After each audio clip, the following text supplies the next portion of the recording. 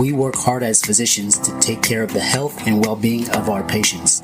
But when it comes to our money, do we have the same condition of care? Probably not. Let's change that together. Welcome to the Financial Freedom for Physicians podcast, where we'll fight and advocate for your financial literacy. As always, I'm your host, Dr. Christopher Liu. Thanks for being here. Let's jump into the show.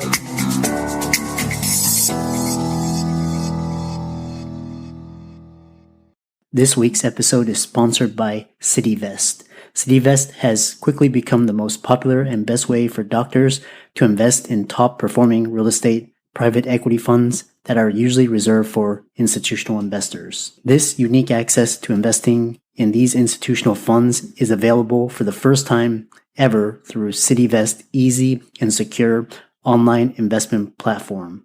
CityVest does the hard work of conducting due diligence and vetting the investments. They even get a third-party due diligence report that is posted on their website. As a result of aggregating a several $million investment amount into their access funds, CityVest gains access to investing in the institutional investment and is able to negotiate better investment terms such as a 12% preferred return. You can check them out at cityvest.com or go to the link in the show notes below. Welcome everybody to this week's podcast episode for the Financial Freedom for Physicians podcast. And I'm your host, Dr. Christopher Liu. And as you know, we talk about 4 different types of freedom: financial, time, location, and emotional freedom. And this podcast started out as a niche for physicians, and now it's grown to have the audience from high income earners, high net worth individuals, and guests that are doing things on the fringe, cutting edge, entrepreneurship, business owners, digital nomads. So it's my pleasure today to introduce to you Clint Arthur. And Clint Arthur is actually calling to us from Mexico. And what's interesting is he has a very diverse background. He's a storyteller. Looks like he has an extreme background in finance, business, entrepreneurship. And I think it's going to be an amazing conversation. You can see the beautiful backgrounds in the video. So Clint, welcome. Hey, great to be with you, really, because doctors, physicians, healers, experts of all kinds, but especially doctors, I work with a lot of them. And if you're wanting more freedom as a medical professional, as a practice owner, I have exactly what you need. And it's really gratifying to do this kind of work with people who make such a big impact on the world and to be able to have so much success. So you definitely want to get comfortable and pay close attention to what we're going to talk about today. Yeah, absolutely. And, what's interesting is, looks like you've shared the stage with Martha Stewart and Dr. Oz and all of these thought leaders, influencers. And what's interesting is, income can only take you so far, but after that, it's all about meaning, purpose, passion, and impact. So tell us a little bit about yourself, your background, how you got started, and we'll go from there. Well, I always wanted to be somebody special. I think that's because my parents always were arguing when I was growing up as a kid. Your parents ever argue when you were growing up? Oh, that's why, my number one driver is significance and influence, because I grew up with a dysfunction and, bullied and, underdog. So I know what you're talking about. Well, I thought it was my fault, and I was kind of right. I went off on a little bit of a wild idea. I thought if I could graduate from someplace special, like the Wharton Business School, the best business school in the world, that maybe they would stop arguing. So naturally, I graduated from the best business school in the world. I go home to get the attaboys, and what happens? They get into the biggest argument of all time. And my dad storms out of the house, slams the door. I turn to my mom. I say, Mom, the way he resents you all these years, have you been cheating on Dad? And I'm thinking, holy cow, where did that question come from? I never even thought that question in my entire life. And then I'm thinking, wow, what a rude thing to ask your mom. That's like the rudest thing I've ever said. And then I'm thinking, how come she ain't answering the question? And then she says, he's not your real father. Your real father was a doctor at the fertility clinic we went to for 6 years trying to have you, and you look just like that guy. Now imagine how you would feel if everything you thought you knew about who you were suddenly, poof. So I didn't know who I was anymore. I certainly didn't know what I wanted to be when I grew up anymore. So I call up the investment bank on the 87th floor of #1 World Trade Center. And I say, Mr. Vice President, I appreciate the offer. I don't want to be an investment banker anymore, even though I've been working for this my whole life. And what did I do? Naturally, I ran out to Hollywood. And most people go to Hollywood to lose themselves. I went there to actually find myself. And I found myself becoming a very special person. After all, I became the Wharton Business School taxi driver. Yeah, for many years, I was behind the wheel of yellow cab number 6087. And on New Year's Eve of the millennium, you were probably getting some Y2K cash or partying with family and friends. I was behind the wheel of that cab, and I made $513 on New Year's Eve of the millennium, while all my friends from Wharton were partying at the Rainbow Room, becoming millionaires and billionaires. And that's the night I swore an oath to myself that I was going to do everything I could to change how I was showing up in this world. And if you really want to change your life, if you really want to change your circumstances, you know, when you're a taxi driver, you've got to work super hard. But I think no matter what you're doing, if you want to change what's going on, what your life is, you got to work really hard, and you have to change you. And that's what I did. I changed me. I went to every personal development and transformation seminar I could do. I walked on fire with Tony Robbins, Toltec wisdom studies with Don Miguel Ruiz, men's power circles and ceremonies. I did everything I could do. And as I changed on the inside, my life began to change on the outside. And I got out of taxi driving and got into the gourmet food business. I started making some money. I met a beautiful woman who believed in me more than I believed in myself. And, you know, got into real estate, and I did very well in real estate. And then I realized in October of 2008, I was at a men's self-help campfire, and the shaman was pointing at me across the yellow and orange crackling flames. You don't know it yet, but you're already dead. What are you talking about, man? I'm the most successful guy on this team. 8 years ago, I was driving a taxi. Now I'm a millionaire. I was living on a little boat. Now I live in a mansion. You're already dead. You just don't know it. And I didn't know what this guy was talking about, but I couldn't stop thinking about it. I'd wake up in the middle of the night out of sound sleep for months. I'm already dead. What does he mean? And it came to be New Year's Day of 2009. I woke up, poured myself a mimosa, and asked myself a question that changed my entire life. I said, what if that guy is right? What if I am already dead? Or I don't even know what that means, because obviously I'm alive, but what if this was going to be the last year of my life? What would I want to accomplish this year if this was going to be the last year of my life? And that one question was a super powerful motivating force for me. And if you want to have a better life, you got to ask yourself better questions like that one. And I realized, like, when I wrote down, the first thing I wrote down was I got to write my book about what I learned at the Wharton Business School that helped me to become successful.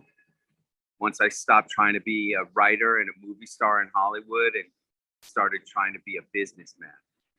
And I wrote that book, and that really led me to where I am today, because I self-published that book on Amazon and waited for the sales to roll in. And boy, all those sales rolled in. The first year, all 8 of them rolled in. And I wanted to, here I have this book about the Wharton Business School, what I learned at the best business school in the world, and no one was buying it. So I sought out a mentor, and you got to have mentors if you want to accelerate your progress in this world. Mentors have gone where you've gone, where you want to go, and they know how to get you there.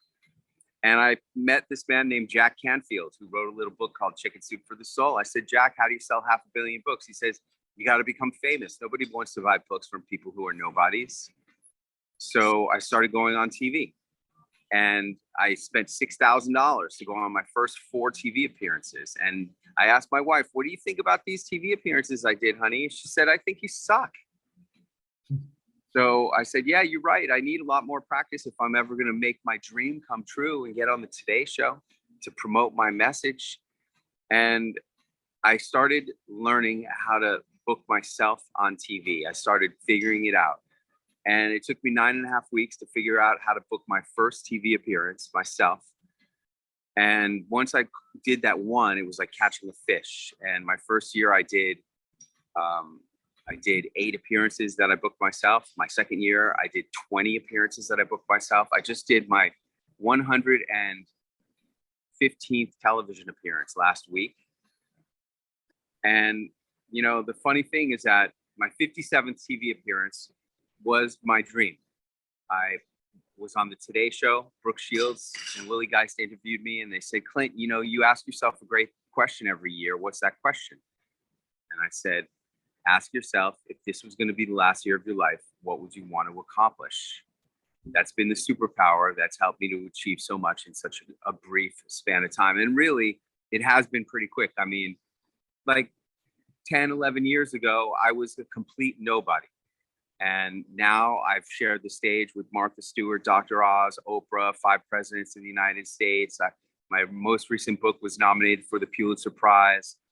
I live and do whatever I want, wherever I want, with whom I want. And I mostly work with really smart authors, speakers, coaches, experts of different kinds.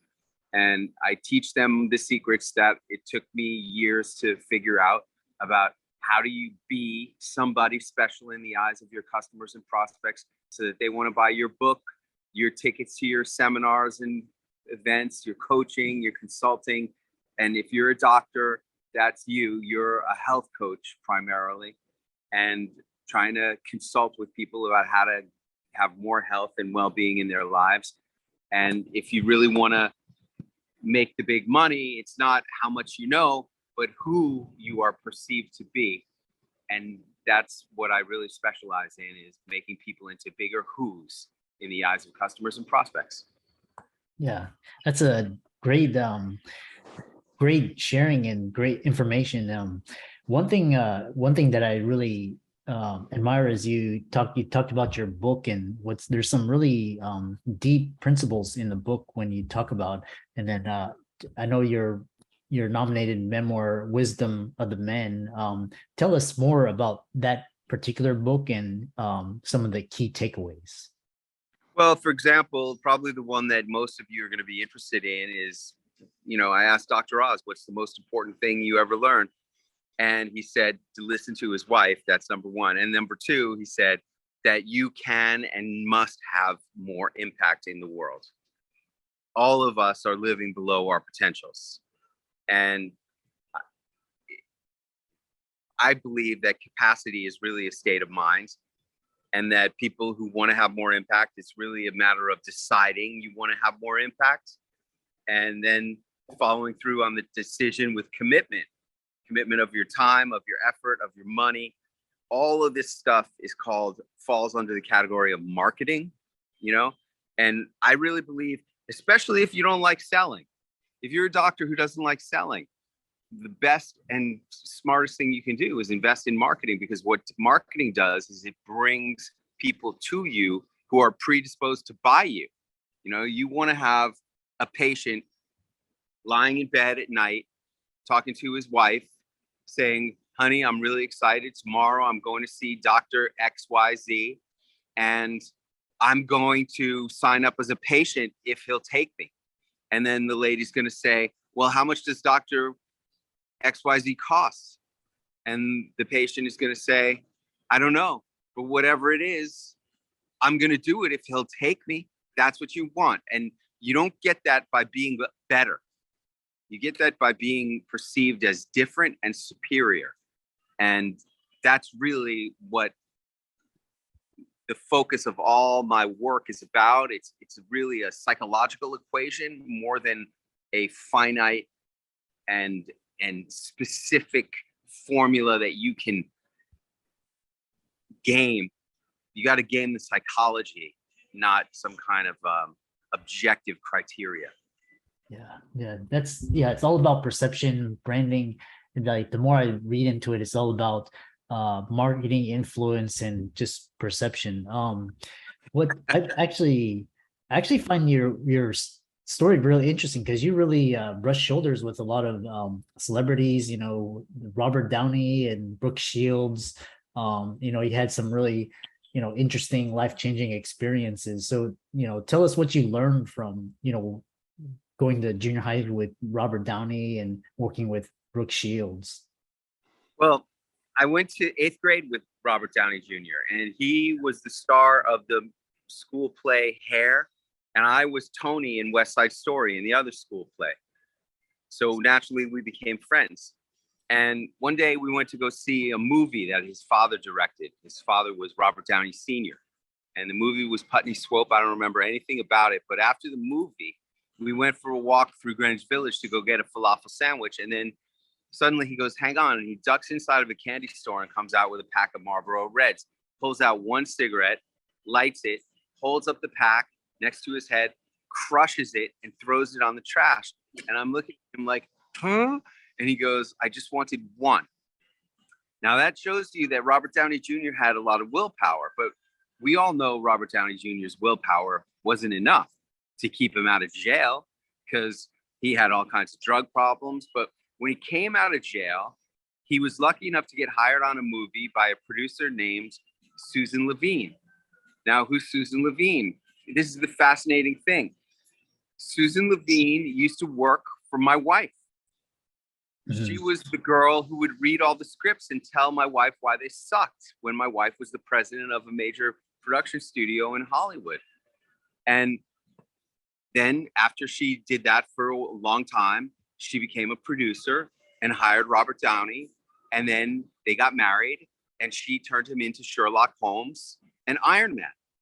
And the real lesson of Robert Downey Jr. and also in my own case, because, my association with my wife has been tremendous for me. For many years, we kept our business lives separate, but now she started working in my business and she's really the heart and soul. Like I'm like the tough daddy and she's like the cuddly mommy who, makes all these clients feel better when I tell them they need to work harder. And who you are associated with in your life makes a huge, huge difference, especially whoever you're sleeping with or in bed with night after night after night is really probably some of the most important stuff you have. If your spouse or significant other is telling you your ideas suck, that you're no good, that you're a dreamer and you need to get your feet on the ground, that's not the right person for you. If you have big dreams, you need a person who's going to believe in you and support you and tell you that your ideas are great and help you to make your dreams come true. And that's really the lesson of Robert Downey Jr.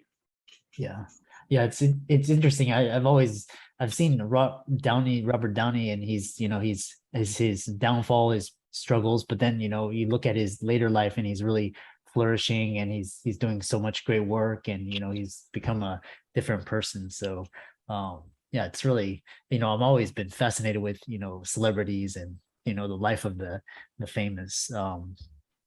Let's see. The other thing is what's tying into your book, talking about the idea of because what I did to motivate myself was I wrote my my obituary, and that gets me up to motivate because today could be my last day. You never know. So yep. And what's interesting is you realize that you were already dead, so we're all going to the same destination. So, and then you also had a very scary experience, during the Mandalay Bay, in Vegas, a couple of years ago. Tell us about that. Well, I said I got into the gourmet food industry. Well, what I was doing was I was selling the most expensive, best butter in the world to the top restaurants in Vegas, New York, Los Angeles, Chicago, Miami. And in the process of becoming the vendor of the best butter in the world to the best chefs in Las Vegas, I got to know a lot of people, and I arranged for myself and a bunch of my clients to get to meet Mike Tyson. And we went to his show at the MGM Grand. And at the end of the show, like, we were supposed to meet Mike after the show and get pictures with him. And at the end of the show, the manager of the theater comes out and he says, "Ladies and gentlemen, please remain calm. There's an active shooter event going on up further up on the strip at Mandalay Bay. And that's all we know. We don't know anything about what's going on or anything other than that. We just know that the safest place for you to be is right here, right now." And I'm like, oh my God, what, are we going to be sitting ducks? What if the shooters come in and they start shooting up the theater that we're in? I didn't know what to do, but we sat tight. And then in about 30 minutes, the manager came back out and he goes, "Okay, what we know is that the active shooter event has been contained. If you want to leave right now, you can leave right now, or you can stay, whichever you want." So, knowing Las Vegas like the back of my hand, I said to my clients, "Follow me." And I led them out through the bowels of the MGM Grand, out to the back to Covell Lane. And we walked down Covell Lane to the Hard Rock, and we ate hamburgers and drank milkshakes until 2:00 in the morning, when we could go back to our hotel, because we were doing a big extreme speaker training weekend that weekend in Las Vegas. And man, that was so freaking intense. Like, when you are facing death like that. And I think that's what makes my question so powerful. If this is going to be the last year of your life, you can really get into that whole idea that, this could really be it. It gives you a whole lot of intensity, because that speaker training we did that weekend was just off the hook. Yeah. But then I got to finally meet Mike a couple months later. And I said, "Champ, what's the most important thing you ever learned?" He said, "Stay humble." Yeah. Yeah. The signature Mike Tyson voice. But yeah, I know. Yeah. And then one thing is you talk about staying humble. What's I know, we're coming towards the end of the conversation, but, you talk about how you can't always get what you want in life, but somehow you get what you need. Expand upon that for the audience. Well, look, I used to be part of this mastermind. And think about this. I was a taxi driver making $500 a week, right? My big night was New Year's Eve, where I made $513 on New Year's Eve of the millennium. Well, I used to be a member of this mastermind for business owners. It was $25,000 a year just to be a member and get to go to 3 meetings. And what was the most important thing I learned from that mastermind? Take more vacations. What was the second most important thing I learned? Take longer vacations. I swear to God, these are the big lessons of the $25,000 mastermind. Now I basically but you know what? It was 100% right, because this is my life, right? I basically live on vacation now. And that's added a decade to my lifespan, at least. My stress level has gone way down, and my quality of life has gone way up, and the food I eat. And it was a really smart thing, that $25,000 a year mastermind, learning to take more vacations and longer vacations. I started taking longer vacations when I did my first 30-day vacation at the Royal Hawaiian Hotel in Oahu. And the next year we did 40 days. The third year we did 50 days. And on that third year vacation, when you got 50 days of vacation in Hawaii, you can do a lot of stuff. And what was I doing? Well, I was laying out by the pool, and I was adding connections on my LinkedIn. If you notice, my LinkedIn, I have more than 21,000 connections, and I added them all that summer.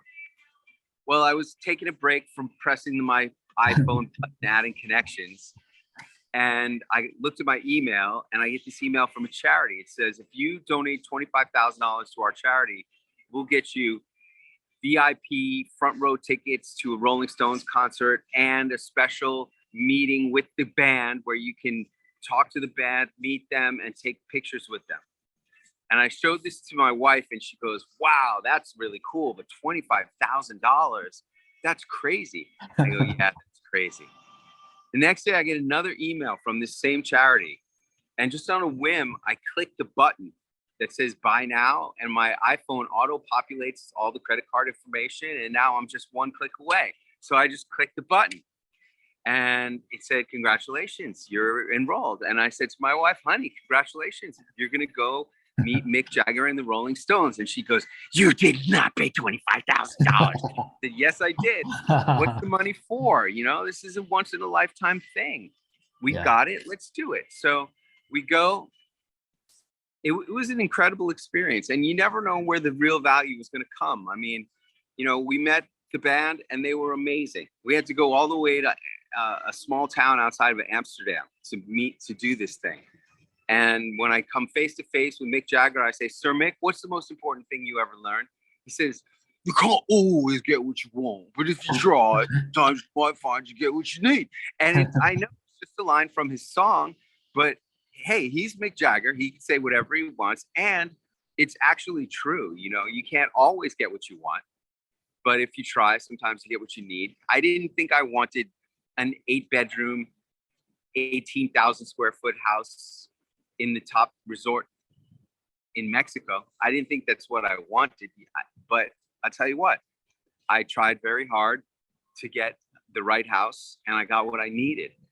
And it really has opened up a whole new world for me because we have such a huge house that we invite clients down. We do our seminars down here. Now the people come to us in Acapulco to learn how to have more impact, influence, and income. They learn how to get on TV. They learn how to tell stories and write books and all the things that you need to do if you really want to have more impact, influence, and income. And Mick Jagger is 100% right. But the funniest thing is this. It was going to cost me $4,000 per person to get 2 one-way tickets from Amsterdam to California, where I needed to be to do a speaking engagement for the $1 Million Roundtable Insurance Group. And I had to be there and I needed to get there, but I got creative. And I think creativity is really important, especially when it comes to things about money. If you want to have more money, you got to be more creative, especially the competition. But in this case, I didn't want to spend $8,000 on 2 one-way tickets. So instead of searching for the shortest flight from Amsterdam to Los Angeles, I searched for the longest flight. And I found that Aeroflot Airlines had 3 flights, one of which stopped over. It went Amsterdam, Moscow, 18-hour layover in Moscow, and then Moscow, Los Angeles. And that one night that we spent in Moscow, if you ask my wife, what was the best part of the whole Rolling Stones adventure, she's going to tell you it was the one night in Moscow, because it was so just out of left field, you know, and it wasn't what we wanted, but it was what I needed. It was really awesome. Yeah. What a fantastic ending, man. This has been a great conversation. I really enjoyed talking to you. And I know a lot of the listeners, they're interested in your book or, you know, contacting you. How can they reach out to you, visit your website, or even work with you? The book is available on Amazon.com, Wisdom of the Men by Clint Arthur. And if you want to find out about learning how to be a celebrity in the eyes of your customers and prospects, if you want to come to one of my seminars in Acapulco at my deluxe 6-star villa, then go to clint.com, CLINTTT.com. Why 3 T's, Clint? Well, one of my clients was an expert in the science of naming. And she said, Clint, I wish you had another T at the end of your name because the T's end up on top. And I couldn't get Clint with 2 T's.com, but I got Clint with 3 T's.com. And it seems to be working out. Apply for mentorship for the MBA program. And we'd love to have you join us down here in Acapulco. Awesome. So for all the listeners, Clint's resources and links will be in the show notes. And it's been a great conversation. I really got so many epiphanies and takeaways. So until next time. I'm excited that you made it for another episode. You are truly the best. If you've been following the show for a while, you know that my passion is to bring you the education you need to find your path to financial freedom. Please come back week after week for new content, new resources, and great guests. Until then, if you haven't already, please be sure to check out the website, www.drchrislumdphd.com for more support. I'll see you next week.